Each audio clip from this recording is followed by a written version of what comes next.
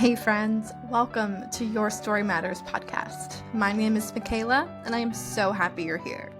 My hope for this show is that we experience the power of storytelling and understand that we are the main characters in our story so that we can live as our truly authentic selves. You're in the right place to hear real stories that will challenge, inspire, and encourage you on your personal growth journey.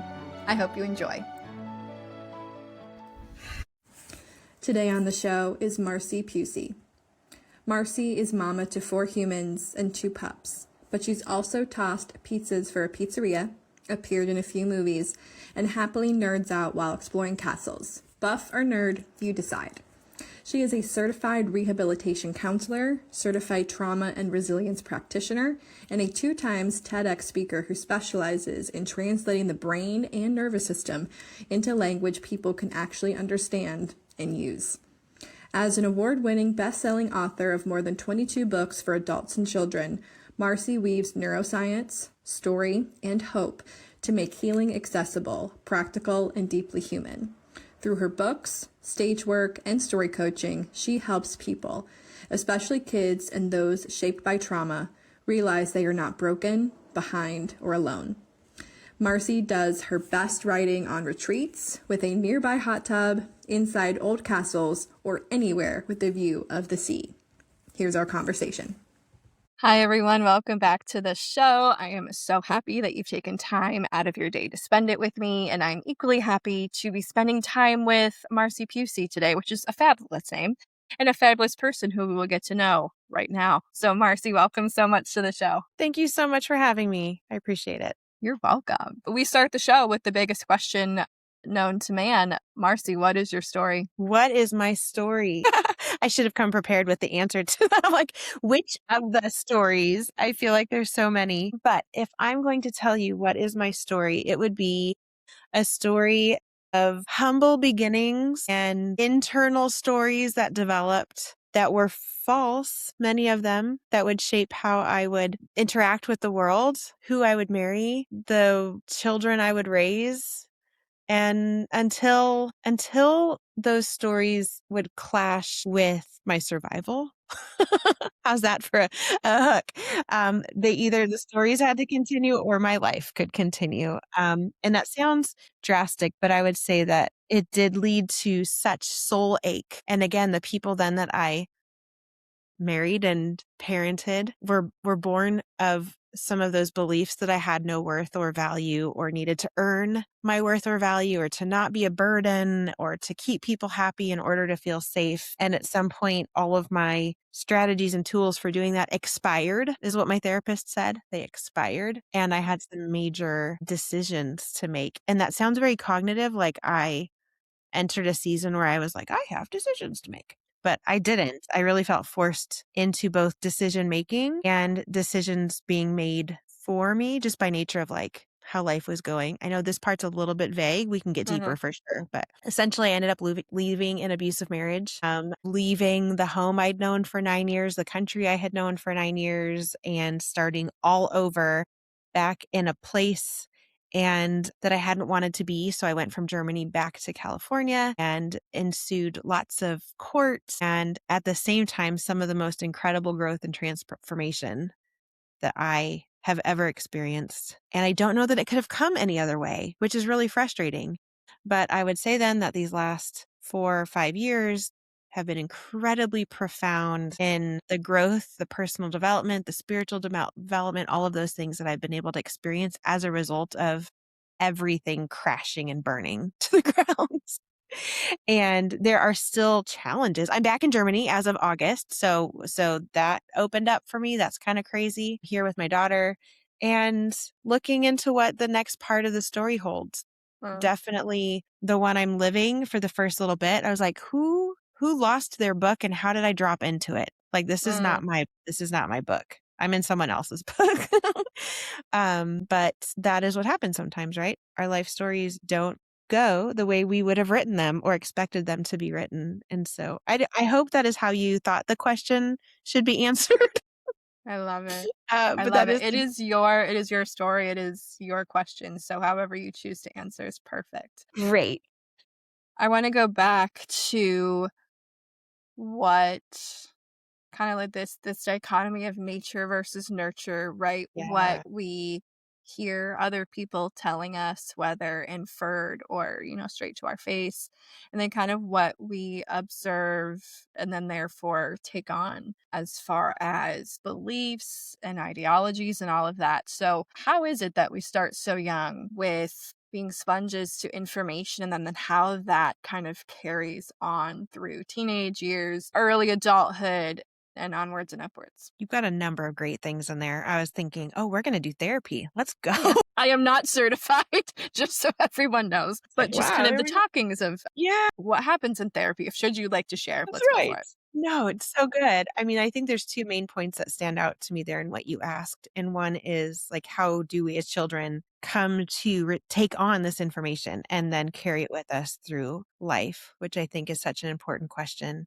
And then the other point that you raised was, I think, connected, but now I'm losing it. So I'll just address that one for now. I think it was more specific to me. Okay. Yes. So when we're born, we are fully dependent, right? And we don't have access to the full development of our brain for quite a while, right? Until Uh, early 20s on average. And so we're born as sponges, so to speak. And as the saying goes, we more learn, what do they say? It's not taught, it's caught. okay, And yeah, that's so good. even if you have someone whose words are saying one thing, we're still going to soak up the actions.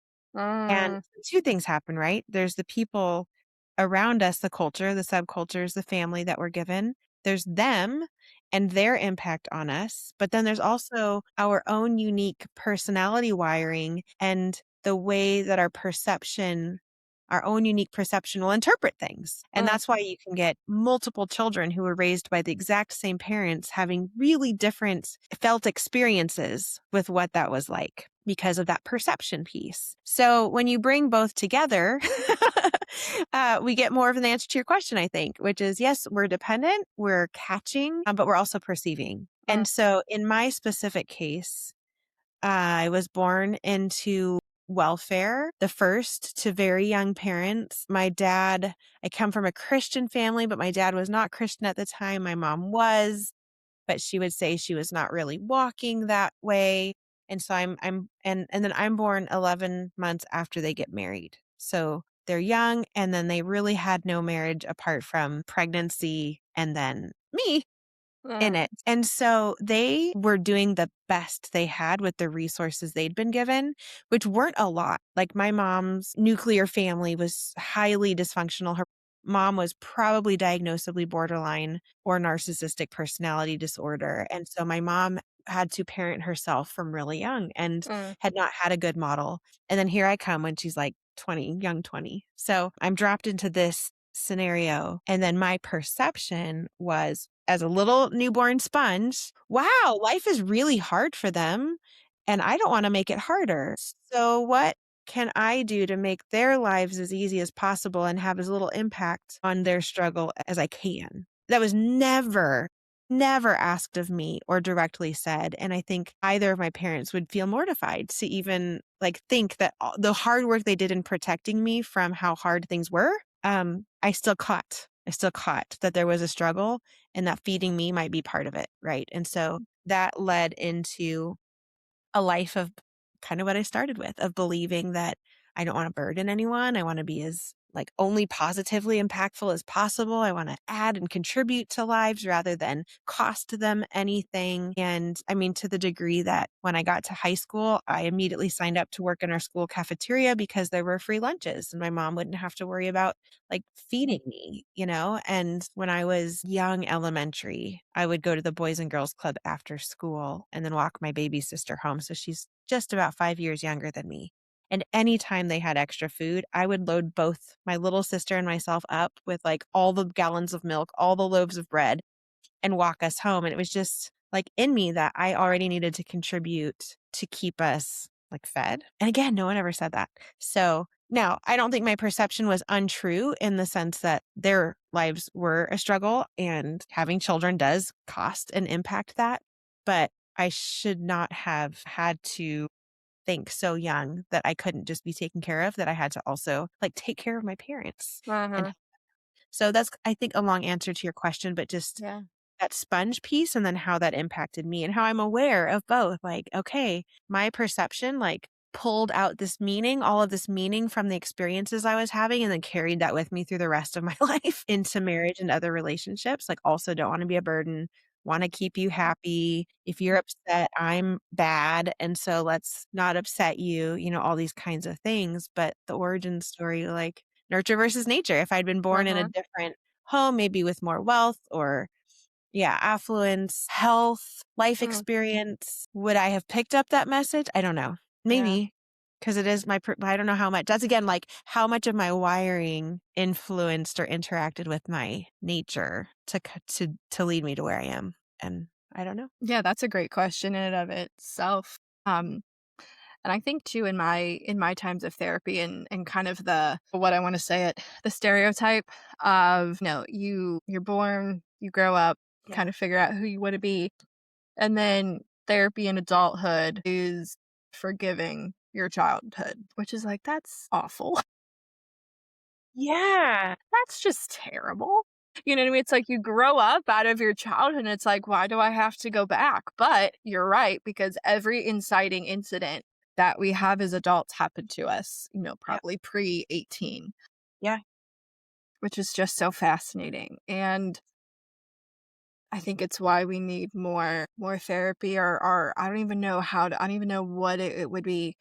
But even just like, I don't know, like, and I'm not saying schools should necessarily do this, and if families are not able to, then that's, who do we turn to? But like, I don't know, like every couple of years, just have like a professional check in with a child being like, how is it? You know what I mean? Like, I don't know how the heck that would happen. But like, just thinking of like, oh my gosh, Yeah. like I could have even benefited at different points of life knowing that, Yeah. this age gap was not age gap, but like this time in my life was this and that. So yeah, when you're a kid and you have those moments and they impact you so deeply, and then it's the rest of your life figuring out how to unravel that is Yeah. just like, Yeah. my gosh. And now I have kids, and it's been so helpful for me to see my parents differently because I'm still Mm, trying to figure out life. And now my youngest is 16. So and my oldest, so we adopted and we birthed. So I've been parenting for 18 years, but I have some wow. kids that are older than 18. I feel like I have to explain that.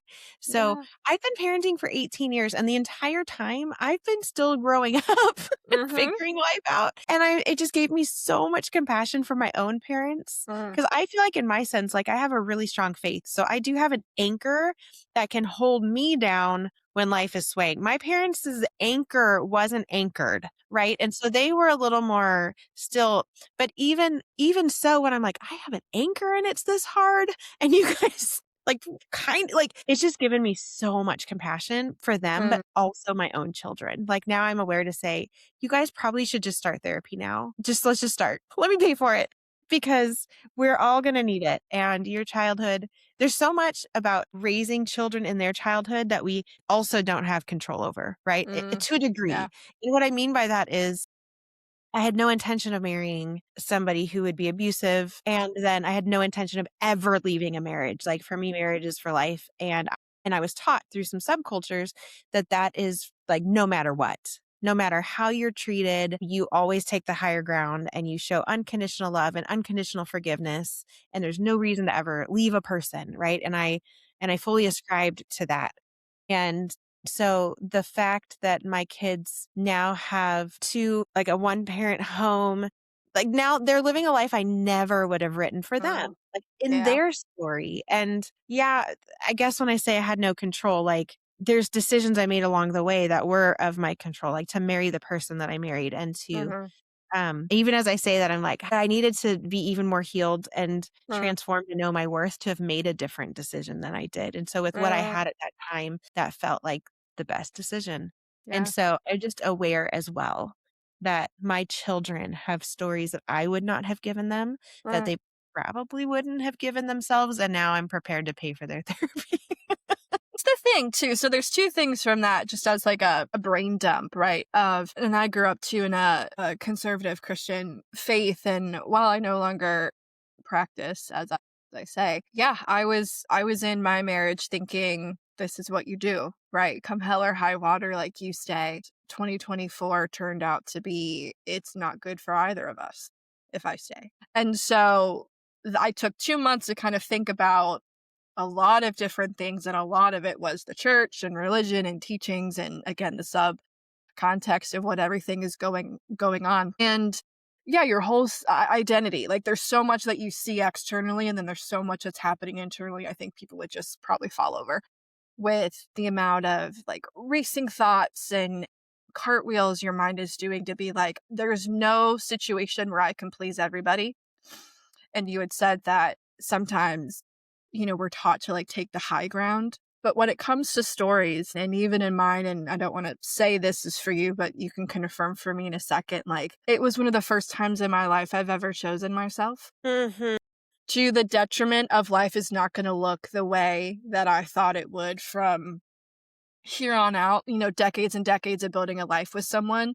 And I think that in my instance, it was mental health that kind of was that line in the sand of no one talks about this. And I was just unprepared in a lot of ways. But there's such a narrative shift of choosing yourself that we really don't put emphasis on. And then that whole unraveling is kind of what we go to therapy for. So I'm saying all that to say it all looks different. It's like you turn the page and you think you know what is going to happen. And then life just kind of is like, actually, guess what? We're going to be rewriting this part, even though you thought it was already written.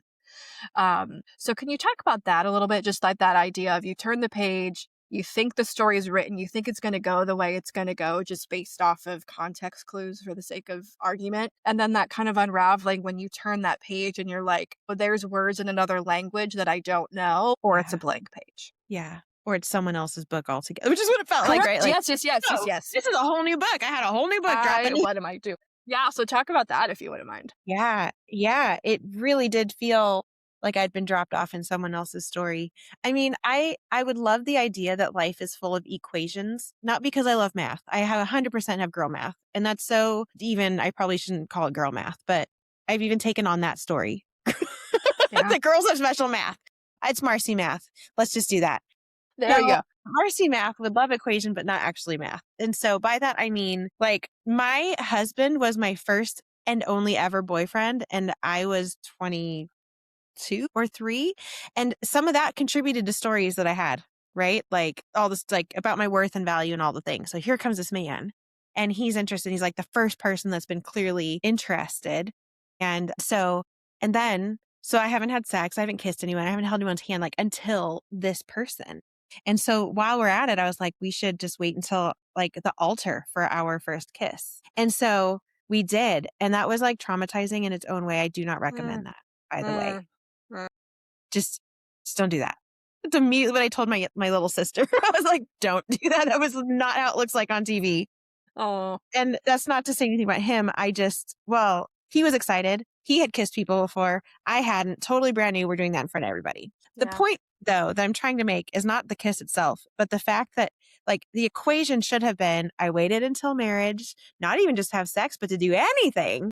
And so therefore, shouldn't I have like the happily ever after because I did the thing that I was told to do.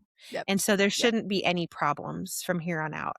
And the reality is that even though I did everything right, or at least the things that Christian culture, and I separate culture from the Bible and who God actually is because they don't always line up. There's some good overlap at times. But there's also just messages that get created that are, not actually biblical or at least like stated there. Right. So that being said, I'm glad I didn't give a lot of things away to people before that moment, but I also did sort of realize later that I had counted on those decisions to guarantee me a kind of an outcome. An outcome. And I did not get that outcome. So when also mental health got so bad. So there was a day where he raged again, but this time my brain dissociated. And the way I describe that is I feel like my internal system was like, oh, sweetie, we've been trying to like help you to keep yourself safe for 17 years. It's not working. So we're going to go ahead and give you a margarita in the Bahamas, and we're going to just keep your body warm until you're able to come back. And it was the weirdest thing, so that I felt emotionally completely disconnected from this man. I felt like I was taking care of my sister's husband for a bit. And actually, I had to fill out a credit card slip, and my maiden name came out after 17 years of my married name. Hadn't thought about my maiden name in 2 decades, but my brain had so disconnected me from the relationship. So that was the catalyst for what would come. Obviously, the abuse was the catalyst, but like this time, my brain said, enough. We're not letting you do this anymore. And life got a little bit special for me for a bit. It felt great. Yeah. I wasn't emotionally reactive in that moment. I would normally have been crying and what do you need? And how can I fix it? And what did I do wrong? And all the things. And I just kept folding the laundry. And as he, threw scripture at me and told me that I was a bad parent, bad wife, bad everything. I don't know how to live with you anymore. And just all the things, right? And I just kept folding laundry. And I stayed super chill because I had been sent to the Bahamas, and I was also just this keep the body warm while that part of me is gone. So when I say that, like, I made decisions, but I also feel like I didn't, this is an example, right? I didn't actively decide that this was enough and I'm out. I had to navigate a mental health break, like a severity and a trauma response that impacted how I showed up in the relationship in a much healthier way, because I didn't feel the reaction, the pain, and he didn't experience the reaction. So that actually caused him to kind of panic because I wasn't responding my normal way. Yeah. So to spare some of those details, skip ahead. We were living in Germany as missionaries. We get sent back to the US for help, but not actually, like, we just kind of get, here you are, just let you guys will figure it out. Yep. And it did not get better. And what I learned again is that, not again, but personally, is that abuse doesn't end just because you're not living together anymore. So then all these other forms of abuse began / increased while I'm now, seeking mental health support for my kids, for myself, and trying to figure out how to make this marriage work, because that's what everyone was worried about. And it didn't. I mean, he just didn't get better. He didn't. And so I did end up making a decision that we were not going to live in limbo anymore, waiting for this miracle to come where he would choose his family and be healthy and stop the things that were abusive.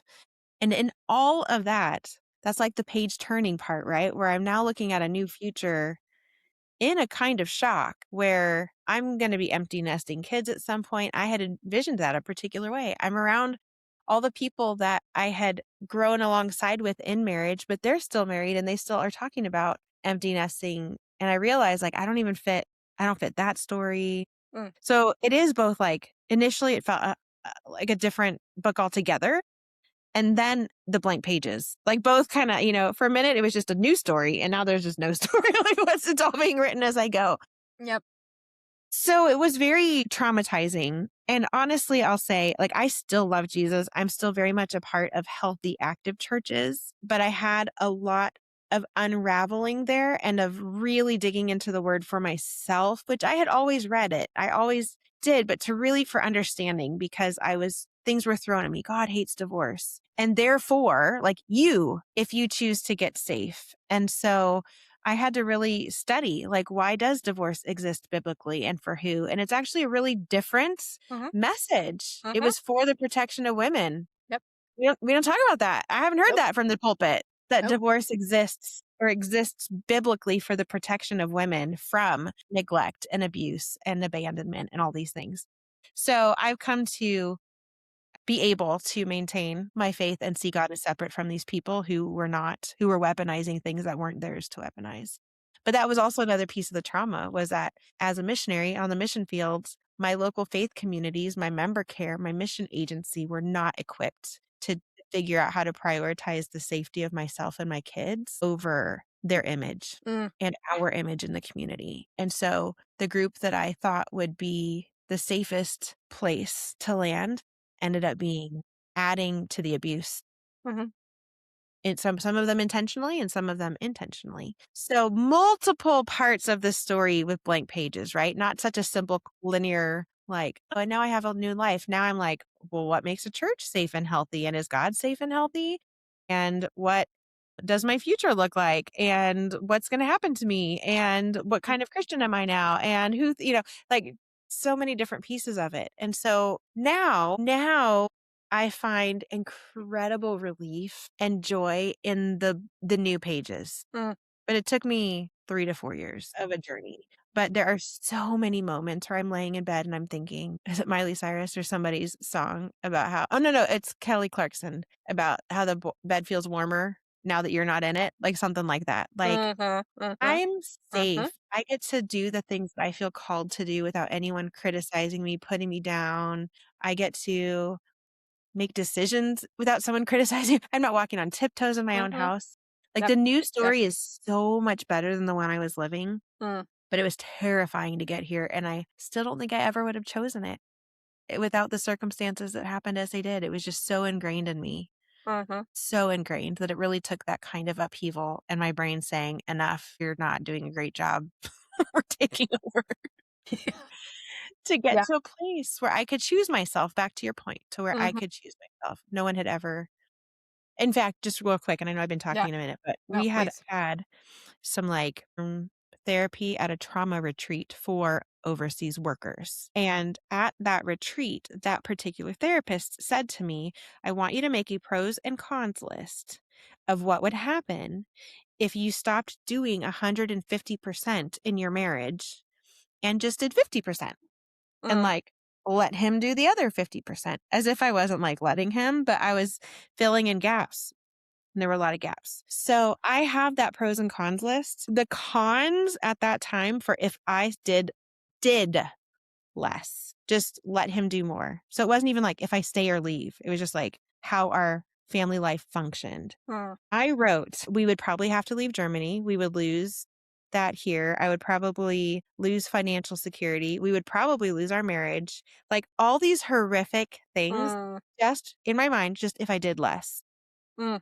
Every single thing I wrote on that list has come to pass. And I hadn't even tried to do less yet. All I did was like say, no, you can't talk to me like that. And I'm not going to react to you the way that you're used to. If you yell at me, I'm going to not engage that. That's all that happened. And then he freaked out, started to get help, and then changed his mind and fired all that. So it was wild that like there was a story there, but it wasn't wrong. Like I wrote out my future if I stopped working as hard as I was working to keep this person happy, to keep these children happy, to keep the community happy, to keep everybody happy. And finally, it got to where I got to choose, man, what does peace look like for me? And I lost everything, but I gained everything. Oh, so many hugs. I just want to hug your neck until if I shake my head anymore for disagreement, my head will fall off. So like school my head to neutrality. But no. Yes. I think and again I think we forget that humans are mammals, and so there's a lot of Yeah. us that have that herd mentality of it all. We are all supposed to go along to get along. And Yeah. there are those of us that have either those personalities or those beliefs or those whatever that kind of stand out in the herd, but to completely like upchuck yourself out of the herd, right? And that's a whole unraveling in and of itself, right? Because both of us, it sounds like we were like, okay, I know the Bible says this. My family says this. What do I say about it? And then I also had like Christian friends at the time who were saying, but God also doesn't want you to live like this. And I Mhm. didn't know I needed that permission in a way of, yeah, it would be great and wonderful if everyone stayed together forever, you know? But I think oftentimes we forget we're two broken people coming together, and broken doesn't equal whole as we magically think. And so going back earlier to just like, childhood and what has happened to us, but it's a lot of the unraveling from my separation and divorce. And we're still working on it in therapy. I filled up books of writing of just like what I have been taught. It's like you almost have to go through. I'm not saying what I think that God hates about divorce is all of the emotionality of it. I think of just this like, I wish you could have had this story as opposed to I know you're going to have a better one, but I don't know. I don't know how that all works. If he's the author and finisher of faith, but then also to be like, He's seen everything. And then it just kind of, you just unravel in that aspect of it Yeah. too, right? Where it's like, this is free will, right? So if this is free will, I had a choice all along. He knew it. That's a whole, Yeah. Yeah. that's a whole No, other but you know podcast. what? Even this, I won't go down this because it would be a whole other podcast. And there's people who podcast on it, which is great. But it doesn't even say that he hates divorce. That was a King James wanted to say. I mean, what it says is that a man should not hate his wife and cover her in violence, Right. says the Lord. Yeah. And that, what if that's what we preached? What if we actually said what it says? Imagine, like I heard recently of a husband who made a comment about how he could do anything to his wife and she would never leave because they believe so much in marriage, but he has an awareness that he can do anything. Now, is he doing anything? I don't think so. I think he's being good.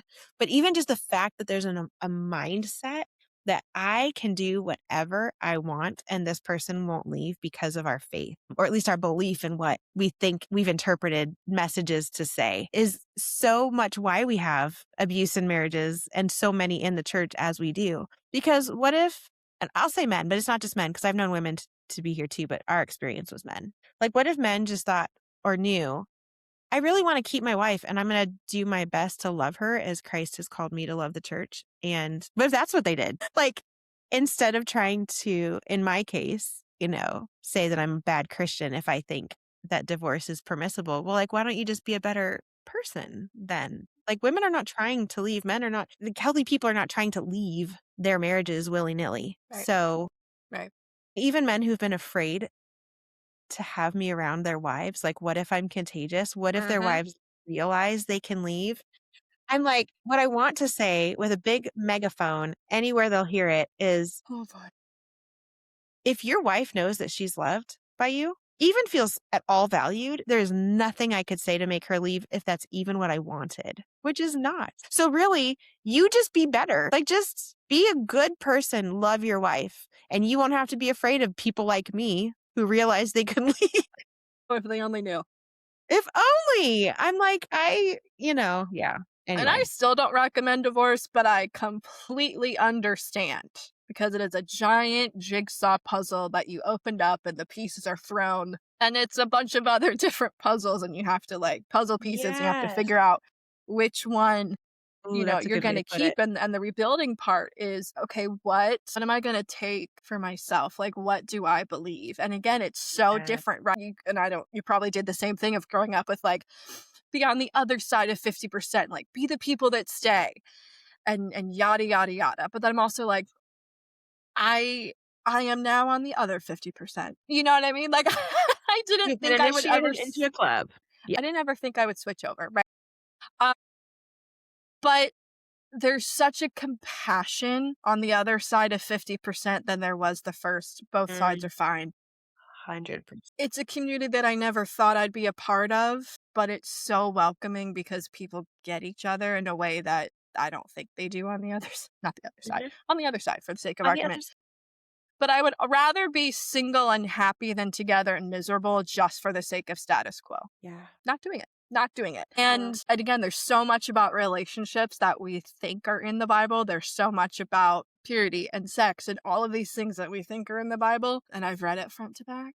And a lot of things it doesn't. It doesn't say that, No. right? So it's like, okay, we've been indoctrinated with all these thoughts. That's how we've lived our lives. Now we're finding out that the thoughts are not necessarily true. They're just what people want to put on Want us. you to believe. Yeah. And Yeah. then, I only get to do this life once, So it's like, am I going to listen, or do I want to create the life that I have for me? Because according to everything, I have the free will in order to choose, right? Like, go with to get along or stand out because the story demands it, which is just like a fascinating idea in and of itself. I had to, I think this goes back to choosing ourselves, but also what you're saying about unraveling and re-raveling is when I would have supporters say, oh no, like, what are people going to think? They've been supporting you for years on the mission field. And I would just say, what they can think is that nobody had to sleep in my bed at night. You got to see the nice little newsletter I put together.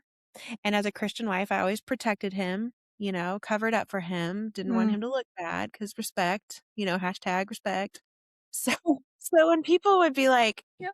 do you realize you're going to ruin your kids? I'm like, do you know what they've been living with? Like, do you think they're going to be more ruined with a home that at least like 50% of the time they're safe and no one's yelling and we're not on eggshells? Or do you think they're going to be less ruined 100% walking on eggshells? Because they were impacted, they experienced things too. And to this day, now as young adults, they're having to make decisions about their own unique personal relationships with their dad. And though they've now had time to see that I was creating a norm for them. And then when we stepped out of that together, they finally got to realize that was not normal or healthy and begin to do their own internal work around, well, what is healthy and normal and who do I want to be and how will I let people speak to me and engage with me? And I want to be like my daughter when I grow up. She's 16, but she's already been applying what she's learned from that transition out of the traditional looking family to friendships and relationships and really like being so good with boundaries, like communicating well with people. I love our friendship. I want to keep it. And this part, it can't be part of it for me to be part of it. And so this either needs to change, and like allowing people to make decisions and then holding to it. If they don't, then she lovingly exits. And she's been bullied for that. She's been accused of things for that. And yet she has seen now my journey to say, but I know it's better when you choose to be healthy and safe and consider yourself in the relationships that you're part of. So yeah, so many stories. Well, one thing I wanted to share that's so interesting, going back to childhood things too, is that my parents stayed married. They were separated for 3 years. They could not afford a divorce at the time. So they eventually ended up back together because my mom said that she thought it was best for the kids to have their dad. That's what we're told, right? So from when I was like 5 to 8 or 9, they were apart, but they stayed married. My dad just passed away in September, and shortly after would have been their, how old am I? 46 years of marriage together, right? So that was my example. I saw that and I was like, oh yeah, you really do just stay married no matter what. And I saw their marriage. There's a reason they were separated for 3 years, right? Like there were things, I don't know that they ever went to therapy. There were some things and there were probably some mental health things, but my perception was like, oh, I'm supposed to be like them. My little sister saw that and was like, I will never be like them. This is not how I want to live my life. And so she has exited relationships. And the very first one she exited, she was 19. I think she left at 21. There were abuses occurring. And I said to her, but Laura, God hates divorce. I said it out of my own mouth. And that was what she was afraid of, right? She was afraid that as she was choosing to leave abuse that we did not know about, we were completely blindsided that things were happening behind the doors, that like our faith would be the thing that would cause a rupture in the relationship related to her exit. And it didn't. Like, I still loved her. We were still connected, but I still said the words. And then I forgot. I didn't even remember that. She reminded me years later from so much grace. She was not being petty or pushing it back. It just came up and I was like, I said, what? I'm so sorry. But it's interesting because we both had the same parents, but my perception looking at them was like, yeah, that's what you do. And I'm going to be the one who does it. And her perception was, I might be the black sheep, but I'm not going to live like they live. I'm not going to do that. Yeah. And so now as we're both like adults, we've been able to talk about that. And yeah, there's places where her decisions have been challenging and mine to stay have been challenging, but I think we're finally like reaching some good solid ground around, man, we're kind of, I think you started to say this, like, you said it, I'd rather be single and have peace than be in a relationship where there's not peace and even abuse is occurring, right? I think you said miserable, which, yeah. And so I think we're both figuring out, what does that look like? I'm not in a hurry to go find another man. He's going to have to, and I've seen this in a number of places, like build on the peace that I have and be part of it. Ooh, that's good. Yeah. Cause I'm not trading that in for anything. It's so, I've never had this before. It's so good. It's so joy filled. It's so healthy. And there's still a part of me that would love the companionship, but I'm not settling. And my sister's there too, right? Even, so it's interesting. I think we've both kind of found a middle ground, but same parents, but a totally different perspective about how we would do marriage as a result of what we saw. That's so good. And that's just so hard, right? Because you have the expectation of this is how it's going to be. And I love reading stories like this or watching movies or television shows, what have you, of here's the norm and then here's someone who breaks out of the norm, right? And I see it, I read it, and I'm like, this is amazing. And then I live it and I'm like, this is terrible. This is terrible. Like, I know. But there is And I go back and forth with my like Enneagram 4 mind of this is Mm, great, this is awful. yeah.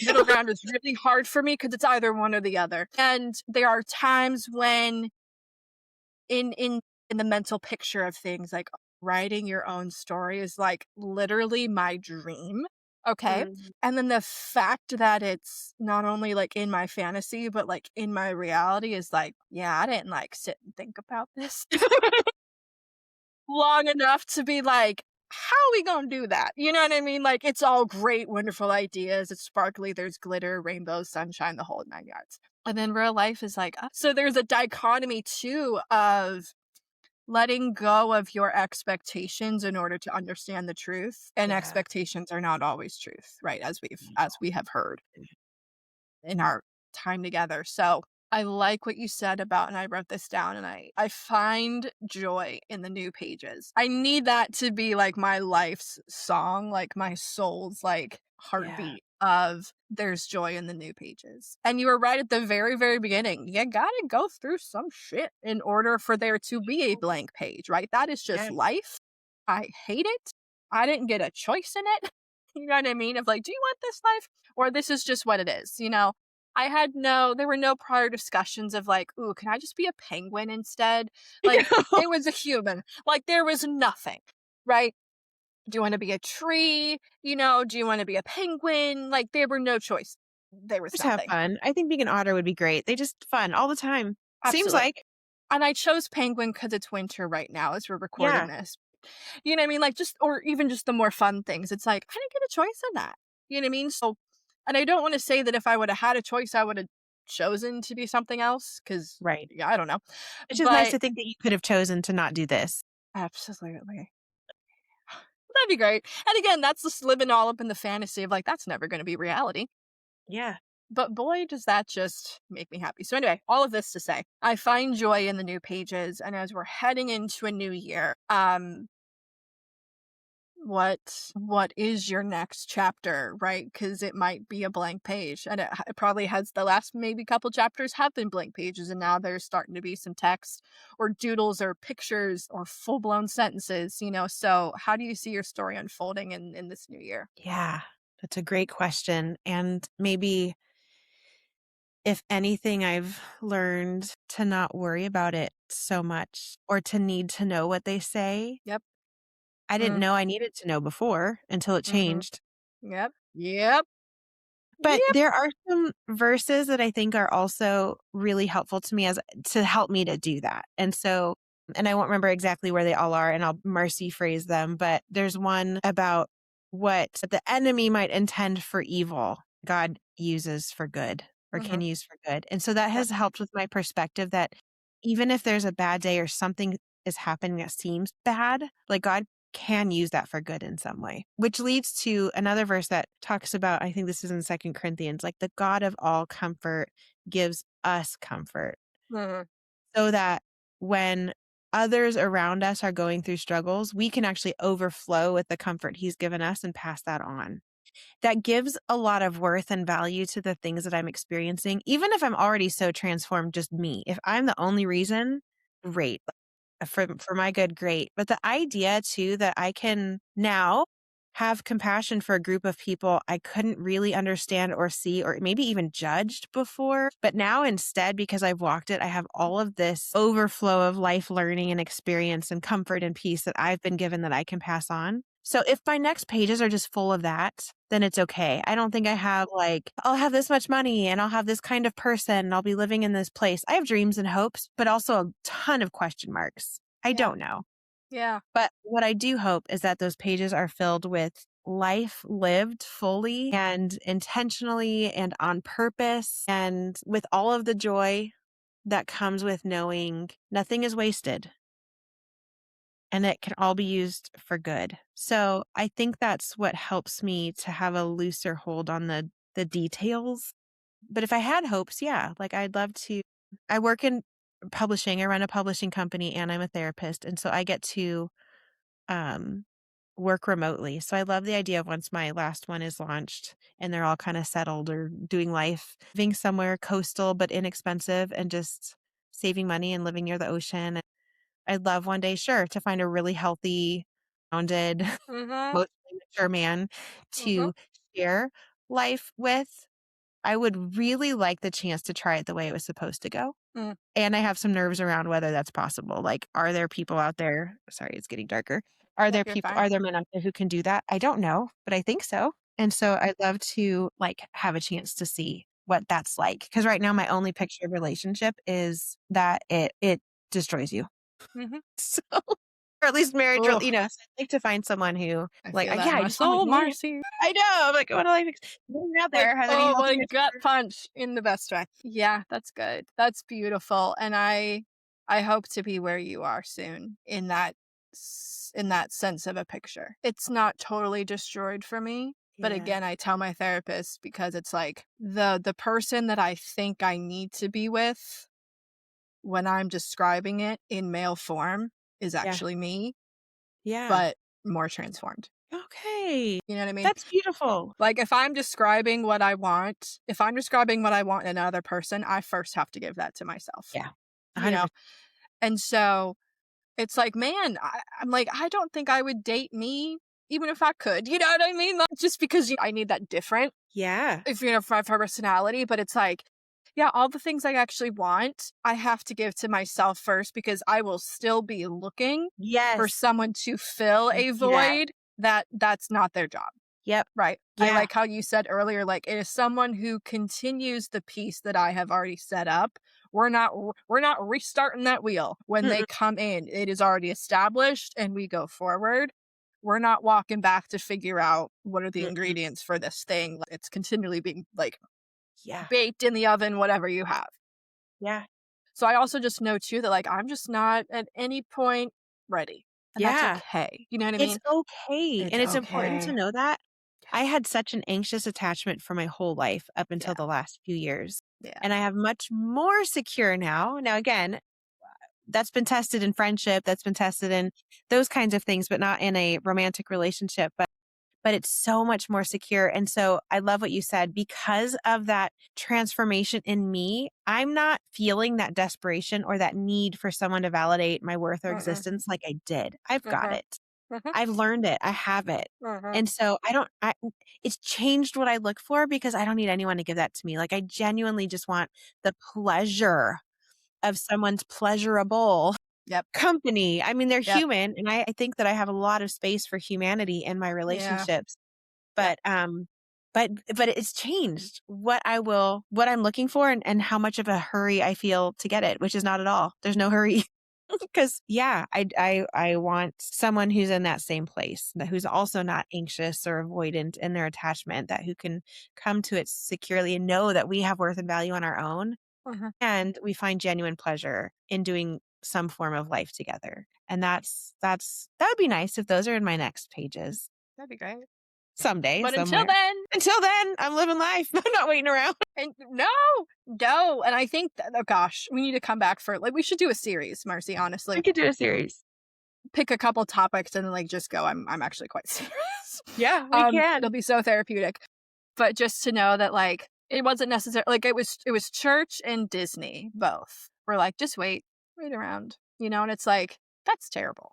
Because that came around from hundreds and hundreds of years ago when damsels in distress would wait in towers. You know what I mean? Like just that thing of like, oh, this thing needs protected. It's like, no, I don't. I need to live my life. Yeah.